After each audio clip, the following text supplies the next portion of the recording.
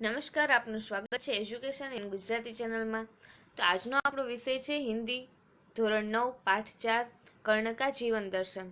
એમાં પાર્ટ એ છે નિમ્નલિખિત હેતુલક્ષી પ્રશ્નો કે ઉત્તર लिखिए। વિભાગ એ પેલો છે પદ્ય આધારિત। એમાં પ્રશ્ન પેલો છે ઉचित शब्दों से रिक्त स्थानों की पूर्ति कीजिए। એમાં પેલું છે पर वह भी यही खाली जगह है कुछ साथ नहीं ले जाना है। એનો જવાબ છે ગવાના। बीजो छे बसता वह कहीं पहाड़ों में सेलों की फटी खाल जगह में दरारों में। तीजू छे होकर समृद्धि सुख के खाल जगह मानव होता नित तपक्षीण। एनो जवाब छे अधीन। चौथुं छे उठते जो झंझावातों में पीते जो वारी खाल जगह में प्रतापों में। प्रश्न बीजो छे निम्नलिखित विधान सही है या गलत यह बताइए।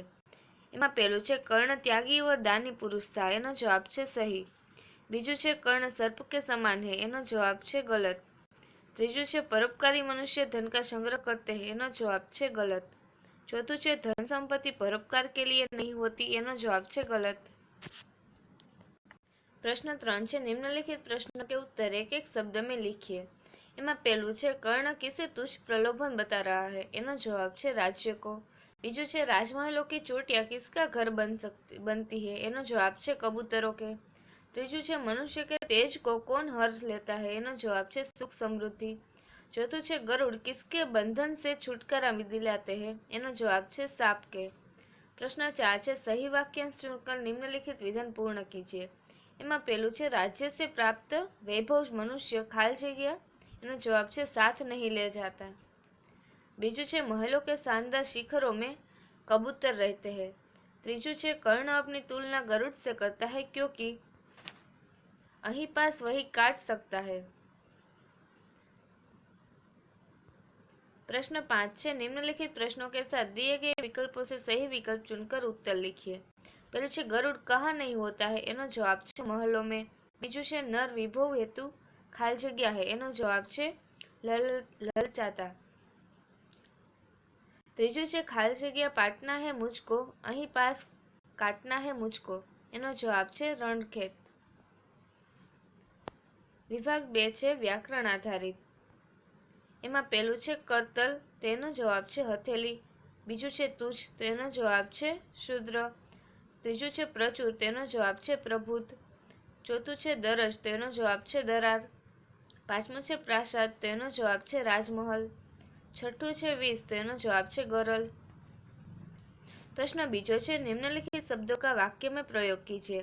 तो पहेलुं छे अत्यल्प एनो जवाब छे सांसारिक लोग भोग विलास अत्यल्प सुख देते हैं।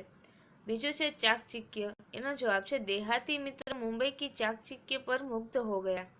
तीजू छे कनकाब तेनो जवाब छे रणमहल के कनकाब शिखर हमारा ध्यान आकृष्ट कर रहे थे। चौथुं छे तपक्षीण एनो जवाब छे सांप के प्रभाव से ऋषि मुनि तुरंत तपक्षीण हो गए।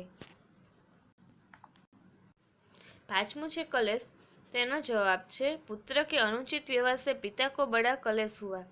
छठुं छे झंझावात एनो जवाब छे वर्कीले झंझावातों में भी हमारे सैनिक देश की रक्षा करने में डटे। सातमुं छे कणिबंध पता नहीं संकट से इस कणिबंध से कौन छुड़ाएगा। प्रश्न तीजो छे विरुद्धार्थी शब्दों की जोड़ियां बनाए। पेलुं छे निर्मल तो एनो जवाब छे मलिन। बीजू छे निर्धन तो एनो जवाब छे धनवान। तीजू छे प्रभुत तो एनो जवाब छे कम। चौथुं छे कोमल तो एनो जवाब छे कठोर। पांचमुं छे अमृत तो एनो जवाब छे विष। प्रश्न 4 छे निम्नलिखित शब्दों का संधि विग्रह करके लिखिए। पहलू छे अत्यल्प तो एनो जवाब छे अति प्लस अल्प। बीजो छे सुखोपलोभ तेनो जवाब छे सुख प्लस उपभोग।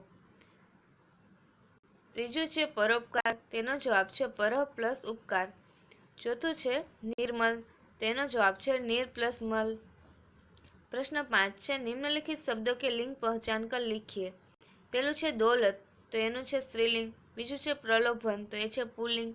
तीजू चिंता ए छे स्त्रीलिंग। चौथुं चमक तो ए छे स्त्रीलिंग। पांचमું मुकुट तो एनो जवाब छे पुल्लिंग। छठुं छे लालच तो एनो जवाब छे पुल्लिंग। सातमुं संपत्ति ए छे स्त्रीलिंग। आठमुं प्रपात तो एनो जवाब छे पुल्लिंग। नवमुं गरुड़ ए छे पुल्लिंग। प्रश्न 6 છે निम्नलिखित शब्दों का लिंग परिवर्तन करके लिखिए। पहलू છે सेवक, तो એનો જવાબ છે સેવિકા। બીજું છે કવિ, તો એનો જવાબ છે कवियत्री।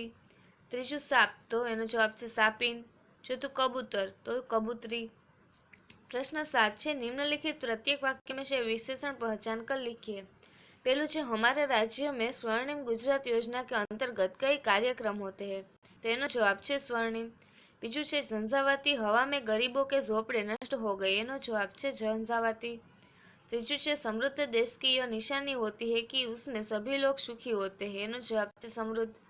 चौथું છે धन वैभव को ही अग्रिमता देने वाले लोग तुच्छ है, એનો जवाब છે तुच्छ। प्रश्न 8 છે निम्नलिखित प्रत्येक वाक्य में से कर्तावाचक संज्ञा पहचान कर लिखिए।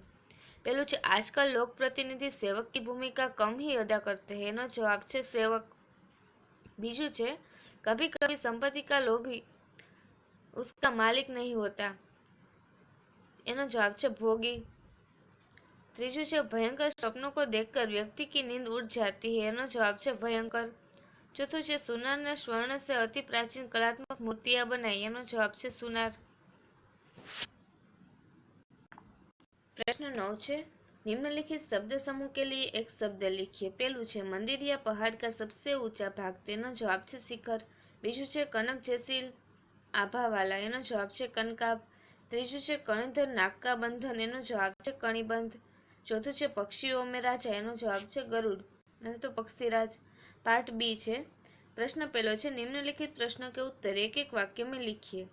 पहलो છે किस तरह के लोग कंचन का भार नहीं ढोते, એનો जवाब છે कर्ण जैसे दानी पुरुष कंचन का भार नहीं ढोते। बीजू છે धन संपत्ति किस लिए है, એનો जवाब છે धन संपत्ति परोपकार के लिए होती है।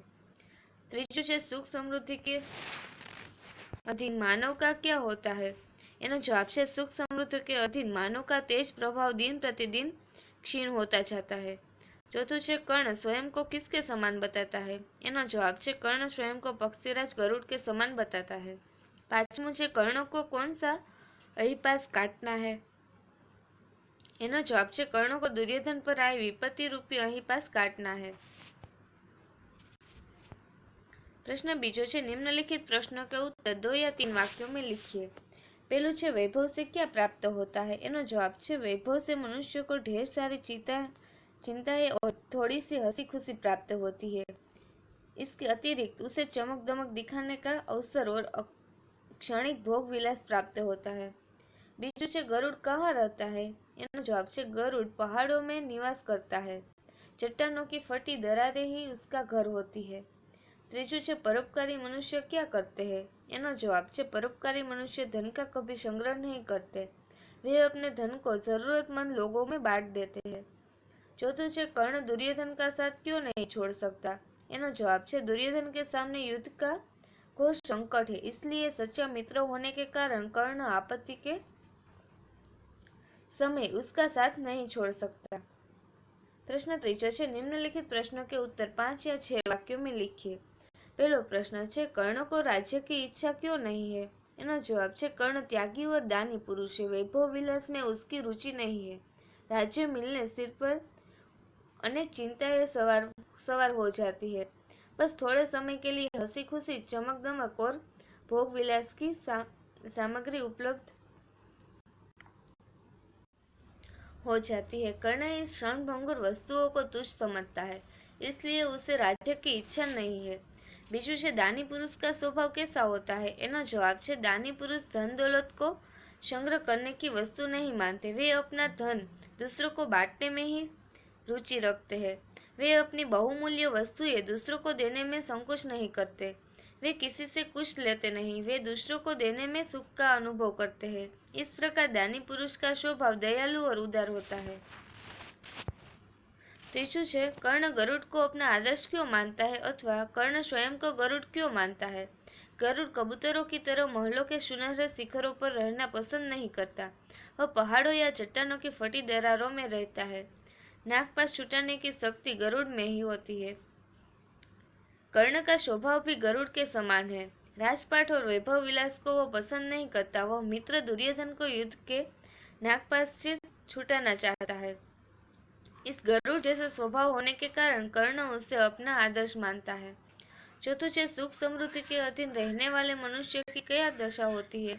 एनो जवाब है सुख समृद्धि के अधीन रहने से मनुष्य धीरे धीरे अपना प्रभाव खो देता है। राजपाट, राजमुकुट और मणिमय सिंहासन उसका तेज हर लेते हैं। उसकी वैभव पाने की लालसा में उसका विनाश करती है।